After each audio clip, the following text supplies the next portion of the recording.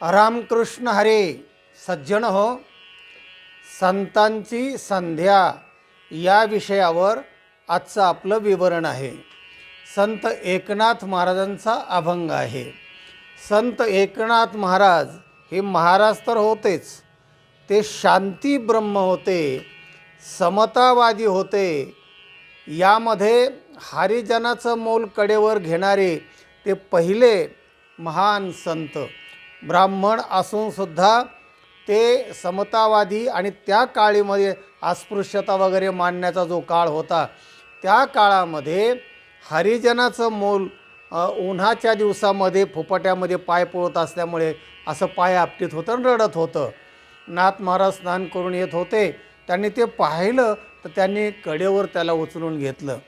हे जे बाकीचे त्यांचे नातलग होते ना, जात भाई समाज, ज्याला आपण शास्त्री पंडित म्हणतो, त्यांनी ते पाहिल्यावर त्याच्यावर बहिष्कार घातला नाथावर. तेव्हा तरी पण नाथ महाराज घाबरले नाही. तेव्हा हरिजनाचं मूल कडेवर घेणारे पहिले समाजसुधारक एकनाथ महाराज, गंगेचं पाणी गाढवाला पाजणारे एकनाथ महाराज, आणि यवनांगावरी थुंकला प्रसाद देऊनी मुक्त केला.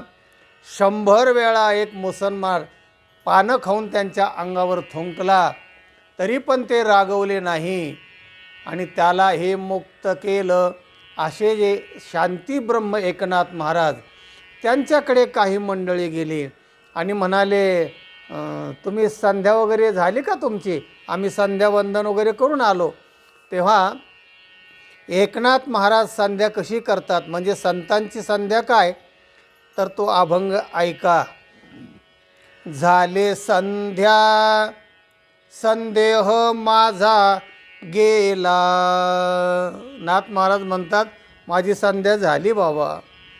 कसली संध्या केली तुम्ही? तर काय गंध लावलेला दिसत नाही, पूजा पाठ मांडलेले दिसत नाहीत, तर कसली संध्या झाली म्हणताय तुम्ही? अरे बाबा, आतला जो संदेह आहे ना, तो माझा गेला. झाले संध्या संदेह माझा गेला. संदेह जो होता ना, तो गेला. म्हणजे संध्या माझी झाली. म्हणजे कशी काय झाली? आत्माराम हृदयी प्रगटला. झाले संध्या संदेह माझा गेला. कर्म, उपासना आणि ज्ञान त्रिकांड वै वेदा. हा वेदाचे हे 3 कांड आहेत. ज्ञान हे परमोच्च कांड आहे. तेव्हा ज्ञान झालं की आत्माराम हृदयामध्ये प्रगटतो, म्हणजे आत्मारामाची ओळख होते, अज्ञान दूर होतं. असं झालं माझं, आणि त्यामुळे माझा संदेह गेला. तीच माझी खरी संध्या. गुरुकृपा निर्मळ भागीरथी. हे झालं कशाने? तर गुरूंच्या कृपेने झालं. गुरुकृपा, आत्मकृपा आणि ईशकृपा, ह्या 3 कृपा महत्त्वाच्या आहेत. आणि ती निर्मळ भागीरथी, गुरुकृपा हीच निर्मळ भागीरथी आहे. शांती क्षमा यमुना सरस्वती.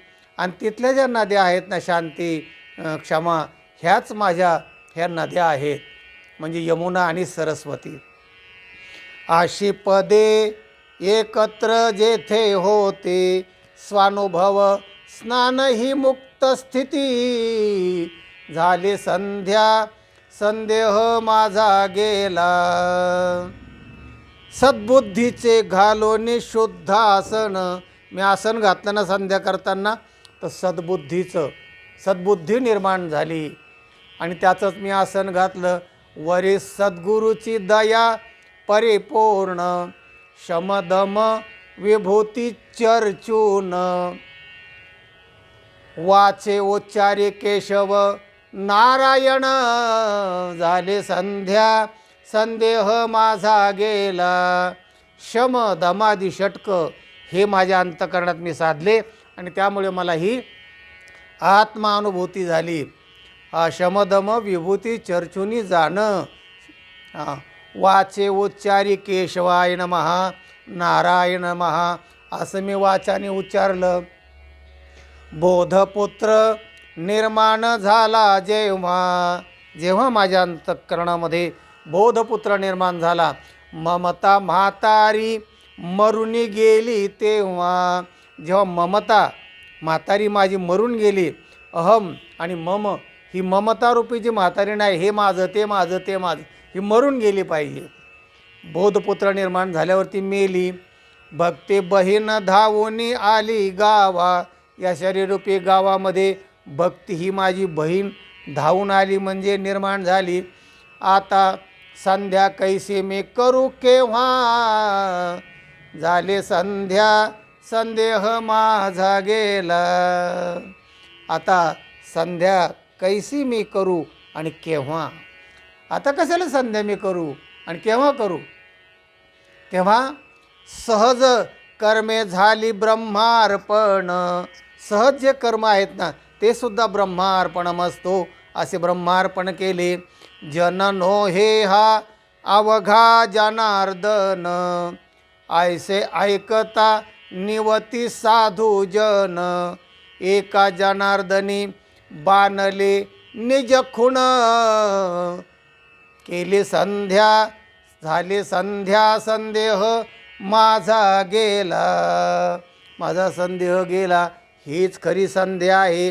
आणि संध्या याचा अर्थच आहे, संध्या हे एक विधी आहे उपासनेतला. त्या तिन्ही वर्णांनी करायचं आहे, क्षत्रियांनी करायचं आहे, ब्राह्मणांनी करायचं आहे आणि वैश्यांनी पण करायचं आहे. आणि ती संध्या वेगवेगळ्या प्रकारे केल्या जाते.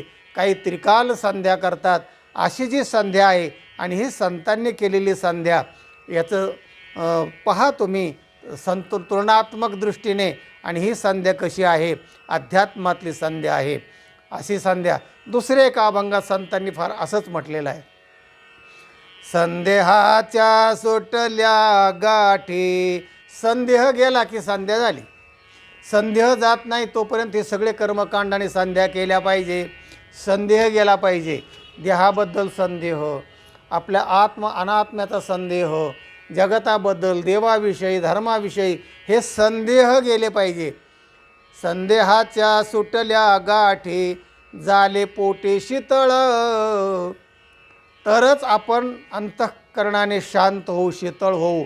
नाही तर आपण सतत तापलेलो असो.